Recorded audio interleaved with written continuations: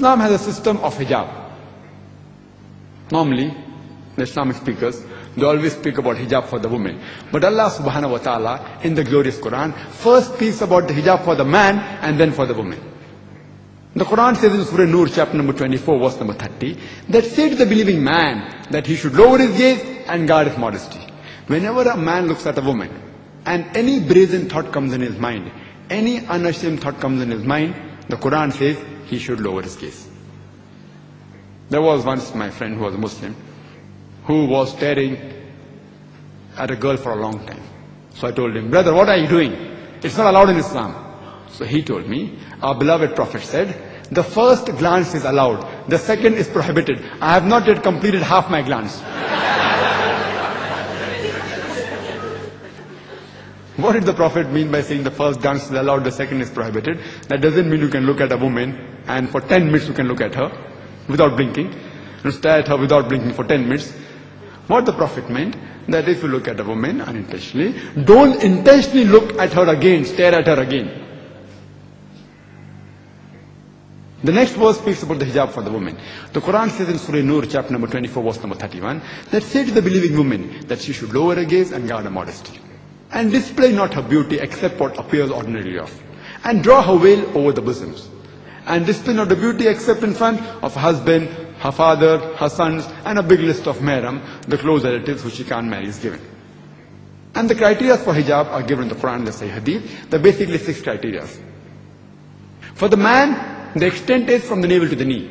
For the woman, the complete body should be covered. The only parts that can be seen are the face and the hands up to the wrist. Some scholars say that even this should be covered. The remaining 5 criteria are the same for the man and the woman. The second is, the clothes they wear, it should not be so tight that it reveals the figure. Third, it should not be transparent so that you can see through.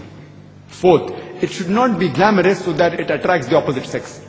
Fifth, it should not resemble that of the unbeliever. You cannot wear a sign of Christianity like a cross. You cannot wear a Om or Tika, which is a sign of Hinduism. Don't wear clothes which are identity of an unbeliever. And the last is, do not wear clothes that which resemble the opposite sex. In the Western world we have men wearing one earring. It has certain significance, one earring. Such things are prohibited in Islam.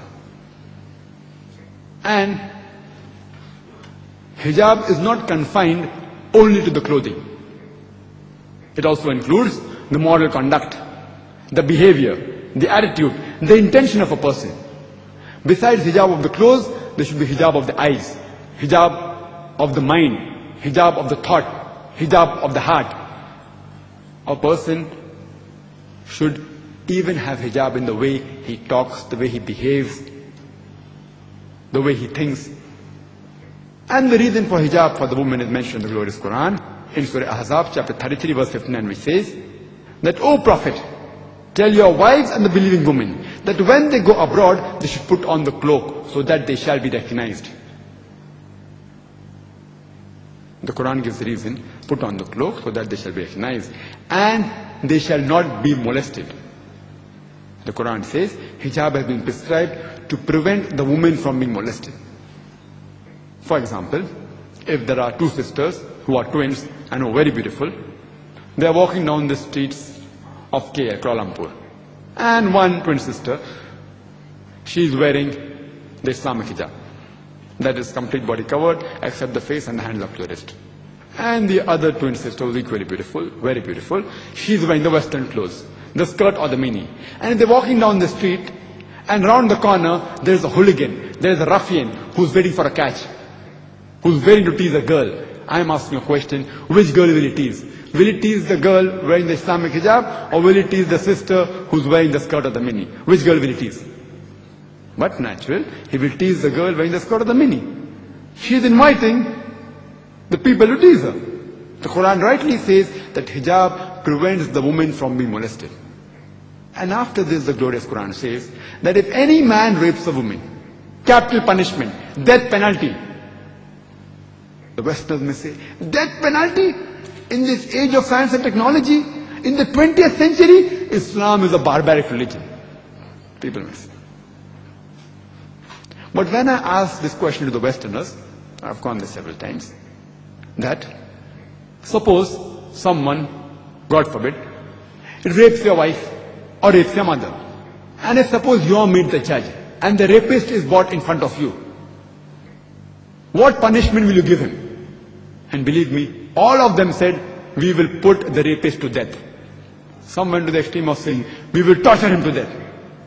So I tell the Westerners, why the double standards? Somebody rapes somebody else's wife, you say, oh, death penalty is a barbaric law. Somebody rapes your wife and your mother, you say you want to put him to death. Why the double standards? Only one person, one Westerner so far, has given me a different answer. You know what he told me? That first, I will give the rapist, if someone rapes my wife, I will first give him 7 years imprisonment. And next time if he rapes my wife again, or he rapes anyone, then I will give death penalty. There are some smart Alex, who give new answers. There are smart Alex. So I told the brother, do you know the statistics of America? They tell us that when a man is convicted for rape, the American government says 7 years rigorous imprisonment. But the statistics tell us that those people who are even convicted and undergo the punishment, after they are let free, 95% of them again commit rape. So I told that Westerner, that American, if you like your wife to be raped again, you are most welcome to give 7 years and then put him to death. I wouldn't like that. I'd put him to death on the first time, irrespective whether he rapes my wife or your wife. If you like your mothers to be raped again and again, you can try that law. And then he got the shock of his life when I told the statistics. He said, if that's the case, then even I would put him to death the first time. Islam has the solution. Today in America, according to statistics, according to the FBI statistics of 1990, it said that throughout the year, in the year 1990, 102,555 cases of rape were reported.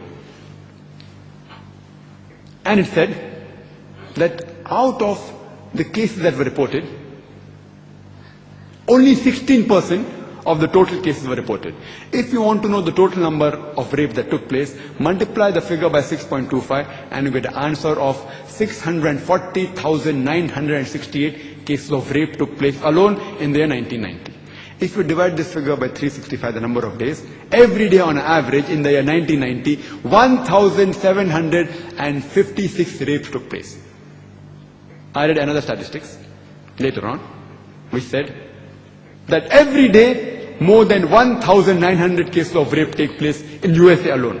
The year was not given, maybe it was 92, 93, the Americans got more bold, 1,900. That means every 1.3 minutes, one case of rape is taking place. I'm here since more than last time. Already, more than 40 rapes may have taken place in USA. I'm here for 1 hour, and 40 rapes may have taken place in USA. And the statistics of FBI, 1990, continues and says that out of those cases that were reported, 16%, out of those reported, 10% were arrested. That means 1.6% of the rapists, they were arrested. Out of those arrested, 50% were let free before the trial. That means only 0.8% of the rapists, they underwent a trial. That means if a man commits 125 rapes, the chances that he'll undergo a trial and get a punishment is only 1. 125 rapes you commit, and out of those that undergo a trial, 50% get a punishment of less than 1 year. Though the American law says 7 years rigorous imprisonment. But the judge said, first time he's committed rape. Now give him benefit of doubt. That is a lenient. 125 rapes he commits. He comes to the trial once, and the judge says, let's be lenient. First time he's committed rape. These are the statistics of FBI of USA. I'm asking a question. If you implement the Islamic Sharia in USA, that every man, when he looks at a woman, he should lower his gaze. When any brazen thought comes in his mind. The woman should wear Islamic hijab, complete body covered, except the face and the hands up to the wrist. And after this, if any man commits rape, capital punishment, death penalty. I'm asking a question. Will the rate of rape in America, will it increase? Will it remain the same, or will it decrease? It will decrease. It's a practical law. You implement the Sharia and you get results. And Islam, alhamdulillah, as I said, has the solution to the problems of mankind.